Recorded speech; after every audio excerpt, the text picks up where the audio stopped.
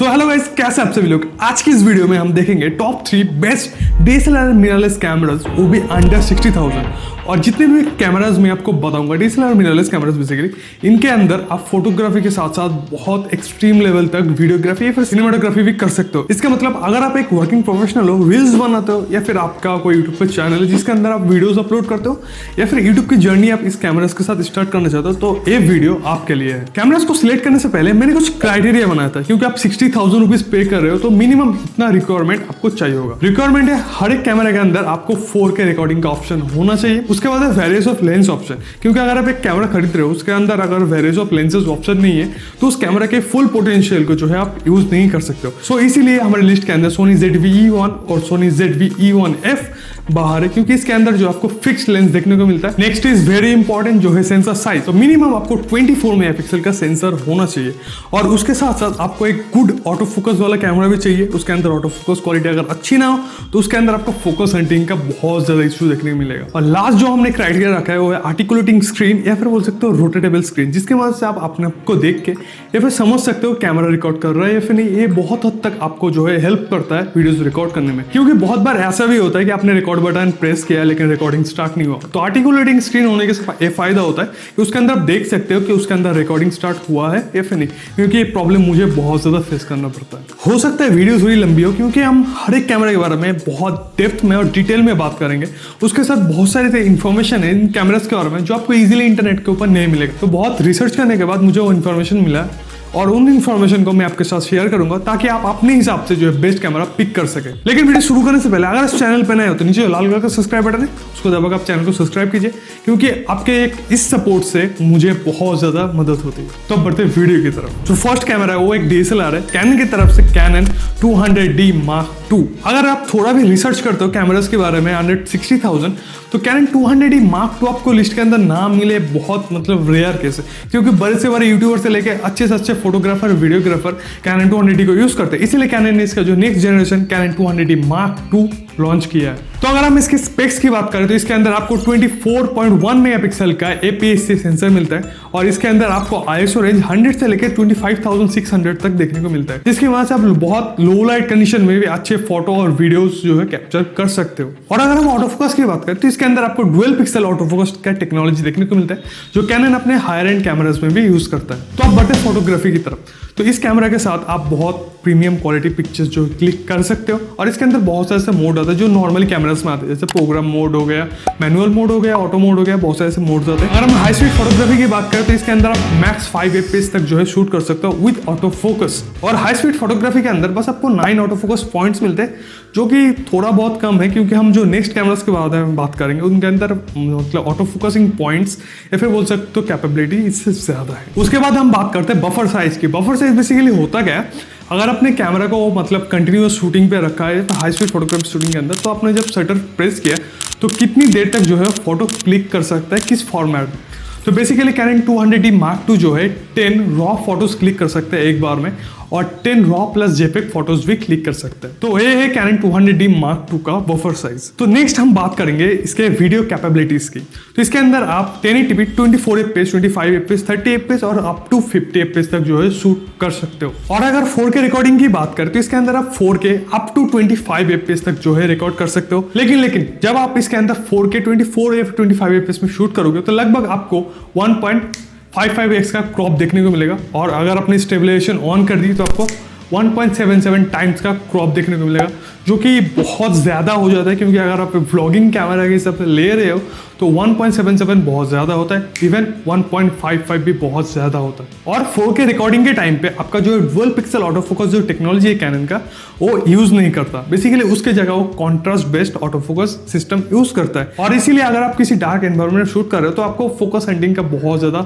सामना करना पड़ सकता है इस मॉडल के साथ। लेकिन अगर 1080p की बात करें तो इसके अंदर आपको तो डुअल पिक्सल ऑटो फोकस देखने मिलता है, उसके साथ आपको आई और फेस ऑटो फोकस भी देखने को मिलता है, जो कि आपको एक बहुत मतलब प्लस पॉइंट देता है फोकसिंग के मामले में, क्योंकि कैनन का dual pixel auto focus technology बहुत ही ज्यादा अच्छा है। और इस कैमरा के अंदर आपको 29.59 सेकंड्स तक रिकॉर्डिंग लिमिट देखने को मिलता है, क्योंकि अगर वो 30 मिनट क्रॉस करते हैं तो इंडिया के अंदर बहुत सारे एक्स्ट्रा टैक्सेस लग जाता है, और वो कैमरा बेसिकली सिनेमाटोग्राफी कैमरा के हिसाब से रिकॉग्नाइज होता है जितना मुझे मालूम है। और एक फुल बैटरी के साथ आप लगभग 1.5 आवर्स तक 1080p में वीडियोस रिकॉर्ड कर सकते हो, और लगभग 700 to 800 शॉट्स या फिर फोटोज जो है आप क्लिक कर सकते हो। तो नेक्स्ट पॉइंट है माउंट। तो इसके अंदर आपको EF माउंट देखने को मिलता है। और अगर हम लेंसेज की बात करें तो वैरायटी ऑफ लेंसेज आपको इस माउंट के ऊपर इजीली अवेलेबल मिल जाएगा। और अगर हम सॉफ्टवेयर सपोर्ट की बात करें तो कैनन का कैनन कैमरा कनेक्ट एक एप्लीकेशन आता है जिसके मदद से आप अपने मीडिया को अपने फोन के ऊपर या फिर पीसी के ऊपर डायरेक्टली ट्रांसफर कर सकते हो। तो अभी हम बढ़ते हैं अपने नेक्स्ट कैमरा के ऊपर, जो कि है कैनन की तरफ से कैनन M50 Mark II, एक मिररलेस कैमरा। और अगर हम इसके स्पेक्स की बात करें तो इसके अंदर आपको 24.1 मेगापिक्सल का APS-C क्रॉप सेंसर बेसिकली देखने को मिलता है।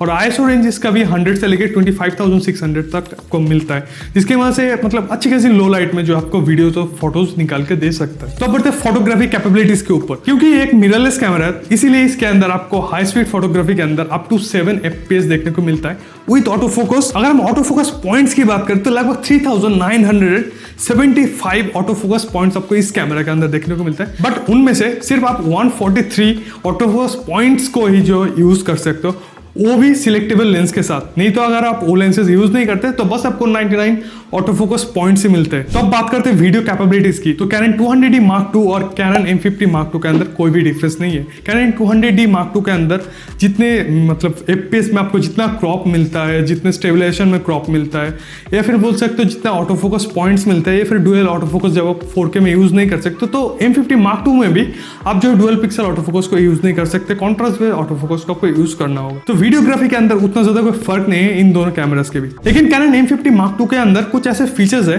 जो कैनन 200D Mark II से इसको अलग करता है। जैसे कि इसके अंदर आपको डेडिकेटेड माइक जैक देखने को मिलता है और इस कैमरा का वर्टिकल वीडियोस मतलब रील्स के लिए या फिर शॉर्ट्स के लिए भी यूज कर सकते हो, जो कि बहुत फायदेमंद है। और इस कैमरा को एज ए आप वेबकैम भी यूज कर सकते हो। उसके लिए कैनन का कुछ एप्लीकेशन आता है जिसको इंस्टॉल करने के बाद आप इस कैमरा को बहुत इजीली जो है एज ए वेबकैम यूज कर सकते हो अपने सेटअप के अंदर या फिर जो भी आप काम करते हो उसके अंदर। तो कैनन M50 Mark II के अंदर आपको EF M माउंट देखने को मिलते हैं, जिसके अंदर आपको ज्यादा लेंसेज ऑप्शन नहीं मिलता। और कैनन ने ऑफिशियली बोल दिया है कि इस माउंट के ऊपर कैनन जो है ज्यादा लेंसेज नहीं निकालेगा और हो सकते हैं इन फ्यूचर जाके ये माउंट जो है बंद हो जाए। तो अगर आप एक कैमरा खरीदना चाहते हो तो इसके साथ कोई एक्स्ट्रा लेंसेज मत लेना, क्योंकि आप EF लेंसेज को जो है इसके अंदर यूज कर सकते हो। तो इसके लिए आपको एक बस लेंस कन्वर्टर लेना होगा जो कि EF M माउंट को EF माउंट में कन्वर्ट कर देगा। इसके वजह से आप कैनन के जो वाइड रेंजेस ऑफ लेंसेज है EF माउंट की, उनको आप यूज कर सकते हो। तो अब बढ़ते हैं नेक्स्ट कैमरा के ऊपर। और एक कैमरा पर्सनली मेरा बहुत ज्यादा फेवरेट है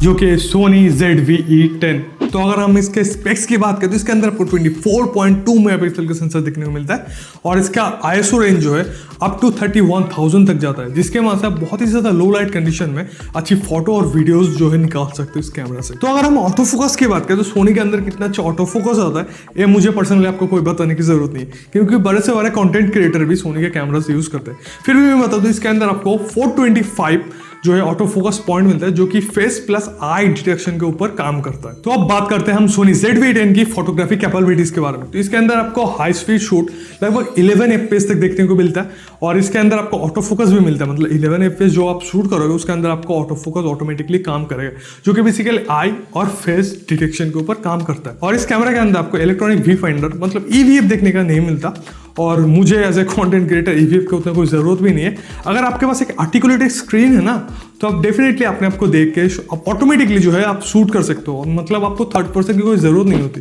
तो मुझे उतना EVF का इस कैमरा के अंदर ज़रूरत नहीं है, मतलब मैं नॉर्मली भी यूज़ नहीं करता, मैं अपने फ़ोन से जो है कैमरा को कनेक्ट करके फिर यूज़ करता हूँ, तो मुझे जनरली EVF का उतना कोई ज़रूरत नहीं पड़ता। और सोनी के अंदर भी आपको सोनी का कोई सॉफ्टवेयर आता है जिसके मदद से आप कैमरा को बेसिकली वाईफाई के जरिए कनेक्ट करके मीडिया ट्रांसफर और कंट्रोल और फोटोज जो है क्लिक कर सकते हो। और दो फीचर जो इस कैमरा में बहुत ज़्यादा इंपॉर्टेंट है, क्योंकि इसके अंदर आपको दो कस्टमाइजेबल बटन मिलते हैं जिसके मदद से आप कोई भी शॉर्टकट या फिर कोई भी सेटिंग उस बटन के अंदर मतलब इनबिल्ड या फिर बोल सकते हो सेटअप कर सकते हो, जिसके वजह से बस वन टच से आप उस सेटिंग को एक्सेस कर सकते हो या फिर उस फॉर्मेट में जो है आप जंप कर सकते हो, जिससे कि आपका मतलब डेली हेजल बहुत ज़्यादा कम हो जाता है। तो अब बढ़ते हैं मेन पॉइंट जो कि है वीडियो कैपेबिलिटीज की। तो फर्स्ट बात कर लेते हैं इसके फ्रेम रेट के बारे में। तो आप 1080p पे में अप टू जो है 120 FPS तक शूट कर सकते हो, मतलब 24, 25, 30, 60, 50 और अप टू 120 में, जो कि आप स्लो मोशन बेसिकली रिकॉर्ड करते हो 120 में। लेकिन 120 FPS के अंदर आपको 1.2x का लगभग इतना क्रॉप देखने को मिलेगा। और अगर हम 4K की बात करें तो इसके अंदर आपको 4K नहीं बल्कि 6K वीडियो डाउन स्केल करके 4K के अंदर दिया जाता है, जिससे कि आपका जो है क्वालिटी या फिर शार्पनेस वीडियो का ना बहुत ज्यादा इंक्रीज हो जाता है। और इसके अंदर आपको 24, 25 और 30 FPS देखने मिलता है, लेकिन 30 FPS में आपको फिर से 1.2x का जो है क्रॉप देखने को मिलता है। इसके अंदर को आपको डिजिटल स्टेबलाइजेशन देखने को नहीं मिलता, लेकिन कैमरा जो है जायरोस्कोपिक डेटा जो है रिकॉर्ड करता है। तो आप सोनी का कोई सॉफ्टवेयर आता है, मुझे मतलब नाम मालूम नहीं, तो उसके अंदर अगर आप फुटेज को ऐड करोगे ना तो जायरोस्कोपिक डेटा जो होता है ऑटोमेटिकली वो सॉफ्टवेयर एनालाइज कर लेगा। तो उस हिसाब से जो आप अपने फुटेज को बाद में या फिर बोल सकते हो पोस्ट प्रोडक्शन में जो मतलब स्टेबल कर सकते हो, तो आप उसके मदद से मतलब सिलेक्ट कर सकते हो कितना ज़्यादा आपको स्टेबल चाहिए। अगर आप जितने स्टेबल करोगे उतना एक क्रॉप मिलेगा, तो आप अपने हिसाब से जो है एडजस्ट कर सकते हो पोस्ट प्रोडक्शन में, जो कि बहुत ज़्यादा फायदेमंद है। और हम बात कर लेते हैं इसके कुछ फीचर्स के बारे में। तो इसके अंदर आपको कोई भी रिकॉर्डिंग टाइम लिमिट देखने को नहीं मिलता, जो कि जनरली कैमरास के अंदर होता है 29.59 सेकंड्स, लेकिन इसके अंदर कोई भी आपको रिकॉर्डिंग लिमिट नहीं है। आप घंटों तक जो है कंटिन्यूसली रिकॉर्डिंग कर सकते हो, लेकिन कंटिन्यूसली रिकॉर्डिंग करने के लिए उसके अंदर चार्ज भी होना तो जरूरी है। तो इसके अंदर आप जो है मतलब चार्ज में इन करके फिर प्लग इन करके अपने पावर बैंक को या फिर अडेप्टर से डायरेक्टली अपने कैमरा को ऑन कर सकते हो या फिर रिकॉर्डिंग कर सकते हो। मतलब कंटिन्यूसली चार्जिंग एंड रिकॉर्डिंग का इसके अंदर सपोर्ट मिलता है आपको। और कैमरे के पीछे आपको एक टैली लाइट देखने को मिलता है, जो कि बहुत ज्यादा मददगार है, क्योंकि अगर आपने स्क्रीन को अपने तरफ नहीं घुमाया वैसे आर्टिकुलेट जो स्क्रीन है, तो टैली लाइट की मदद से आप जो अपने मतलब वीडियोस को देख सकते हो जो रिकॉर्ड हो रहा है या नहीं। अगर टैली लाइट ऑन है मतलब इसका मतलब है रिकॉर्ड हो रहा है, अगर टैली लाइट ऑफ हो गया इसका मतलब रिकॉर्डिंग भी आपका ऑफ हो गया है। और इसके अंदर आपको हेडफोन प्लस माइक जैक का ऑप्शन मिलता है, जिसके मदद से आप मतलब कैमरा कंटिन्यूअसली जो ऑडियो रिकॉर्ड कर रहे हैं उसको आप डायरेक्टली मतलब लाइव बेसिकली सुन सकते हो। और ऐसे कुछ मोड होता है जैसे प्रोडक्ट शोकेस मोड, जो कि बहुत ज़्यादा यूजफुल है। अगर आप कोई वीडियो करो जिसके अंदर आपके पास कोई प्रोडक्ट है, शायद मान लो मेरे पास ये जो रिमोट है इसको मुझे शोकेस करना है या फिर डायरेक्टली इसका फोकस जो इसके पास लाना है, तो अगर मैं अभी ऐसा करूँगा तो मेरा कैमरा जो है फोकस नहीं करेगा डेफिनेटली। अगर आपके पास सोनी ZV-E10 है और अगर आपने प्रोडक्ट शोकेस मोड ऑन करके रखा है, तो जब भी आप ऐसा करोगे तो ऑटोमेटिकली जो कैमरा शिफ्ट कर देगा फोकस इसके ऊपर। फिर जब से आप पीछे लाओगे उसको तो ऑटोमेटिकली आपका फेस के ऊपर भी फोकस शिफ्ट हो जाएगा। और इस कैमरा को आप अपने वेबकैम के जैसे भी यूज कर सकते हो। इसके अंदर कोई एक्स्ट्रा सॉफ्टवेयर डाउनलोड करने की जरूरत नहीं है, बस प्लग एंड प्ले का ऑप्शन मिलता है, तो बस प्लग करो और इस कैमरा को एज ए वेबकैम यूज करो। उसके साथ इसके अंदर आपको दो मतलब स्पेशल बटन्स मिलते हैं, जिसके मदद से एक क्लिक में आपका जो बैकग्राउंड है ऑटोमेटिकली ब्लर हो जाएगा। कैमरे के अंदर कोई सॉफ्टवेयर फंक्शंस है जिसके मदद से जो है ऑटोमेटिकली एनालाइज करके आपका बैकग्राउंड को जो है ब्लर या फिर बोके इफेक्ट आपका फोटो या फिर वीडियो को देता है। उसके साथ इसके अंदर आपको एक जो है मतलब स्लो मोशन रिकॉर्डिंग करने का भी ऑप्शन है, जिसके अंदर आपको 1080p 120 fps का स्लो मोशन देखने को मिलता है। तो अब बढ़ते हैं माउंट एंड लेंसेज के ऊपर। तो सोनी की हर एक सीरीज के अंदर जो कि मिररलेस सीरीज है, तो उसके अंदर आपको ई माउंट देखने को मिलता है, और सोनी ZV-E10 में भी आपको ई माउंट देखने को मिलता है, जिसके वजह से सोनी की जो वाइड रेंज ऑफ लेंसेज की वैराइटीज है ना, वो आपके लिए अनलॉक हो जाता है। लेकिन सोनी के लेंस जो है थोड़ा एक्सपेंसिव आता है, इसीलिए थर्ड पार्टी मैन्युफैक्चर है उसके लेंस भी आप इस कैमरे के अंदर बहुत इजीली ई माउंट की कैपेबिलिटीज के अंदर यूज कर सकते हो। तो Sony ZV-E10 most of the time जो है आउट ऑफ स्टॉक रहता है किसी भी ई कॉमर्स वेबसाइट के ऊपर, लेकिन सेल्स के टाइम जो मेजोरिटी ऑफ टाइम ये स्टॉक में आता है, तो आपको चेक करते रहना होगा कि कभी भी ये स्टॉक में आ सकता है। और ये कैमरा जो है बहुत ज़्यादा डिमांडिंग कैमरा है, तो सेल में आते ही जो है या फिर स्टॉक में आते ही ये आउट ऑफ स्टॉक हो जाता है। सो बस गाइस यही तक का वीडियो। होप सो कि 60,000 जो मैंने आपको कैमरास बताया ना वो आपको पसंद है। अगर आपके हिसाब से कोई कैमरा इस लिस्ट के अंदर होना चाहिए तो डेफिनेटली आप उसका नाम जो है कमेंट में कमेंट करो, उसके बारे में थोड़ा बताओ, तो नेक्स्ट वीडियो में उस कैमरा को मैं जरूर अपने लिस्ट के अंदर फिर वीडियो के अंदर डालूंगा। तो मिलते हैं किसी एक नए वीडियो में किसी क्वालिटी कंटेंट के साथ, तब तक के लिए पीस आउट।